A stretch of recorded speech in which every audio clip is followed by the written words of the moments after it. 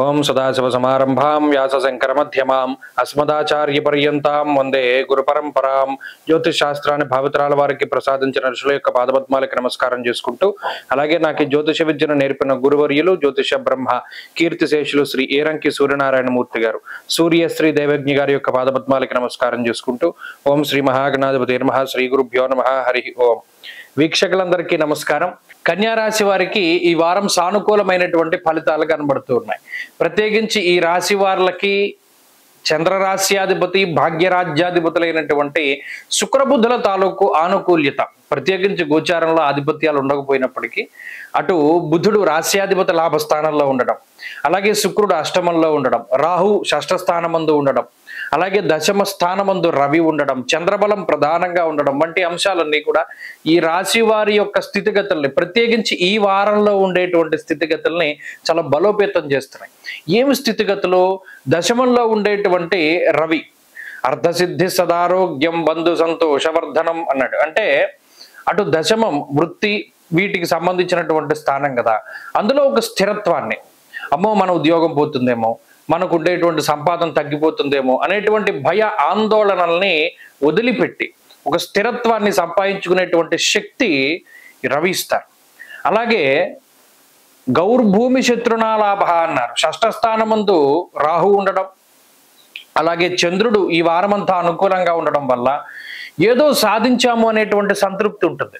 మన శత్రువుల్లో ఒక దెబ్బ కొట్టామనో, లేకపోతే శత్రువులపై విజయాన్ని సాధించామనో, లేదా పలానా మనం అప్పుని తీర్చగలిగామనో, లేదా పలానా అప్పు తీర్చగలిగేటువంటి మార్గం దొరికిందనో, ఇలా ఏదో ఒక సెల్ఫ్ సాటిస్ఫాక్షన్కి సంబంధించినటువంటి ఫ్యాక్టర్స్ అన్నీ కూడా ఈ వారంలో కనబడతాయి.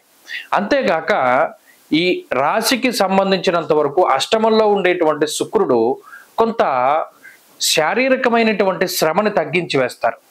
అంటే ఇప్పటివరకు ఏదో లోటు, ఏదో కోల్పోయామో, లేదా ఏదో సరిగ్గా జరగట్లేదో, లేదా ఏదో మిస్ అయింది అనేటువంటి ఫీలింగ్ ఏదైతే ఉంటుందో ఆ యొక్క స్థితి నుండి మారేటువంటి పరిస్థితులు ఉంటాయి. అష్టమంలో ఉండేటువంటి శుక్రుడు, కుటుంబ స్థానం మీద దృష్టి కలిగి ఉన్నటువంటి శుక్రుడు జీవితంలో మనం ఇది సాధించాము అనేటువంటి ఒక మానసికమైనటువంటి స్థితికి కారణమవుతారు. కాబట్టి ఏంటంటే ఈ వారం అంతా కూడా ఉత్సాహం ఉంటుంది. ఏదైనా ఒక పని చేయాలి అంటే చాలా తొందరగా ముందుకు వెళుతూ ఉంటారు, ముందస్తుగా అని ప్రిపేర్ అవుతూ ఉంటారు. చక్కటి అదృష్టం వెన్నంటే ఉంటుంది. అలాగే మానసికంగా శారీరకంగా ఆరోగ్యం కలిసి వస్తుంది, కుటుంబం కలిసి వస్తుంది, బంధుమిత్రాదులు వారి యొక్క సహకారాన్ని అందిస్తారు. ఎక్కడైనా ఒక చోట ఆగిపోయినప్పుడు మన వెన్ను తట్టి ప్రోత్సహించేటువంటి వారు దొరుకుతారు.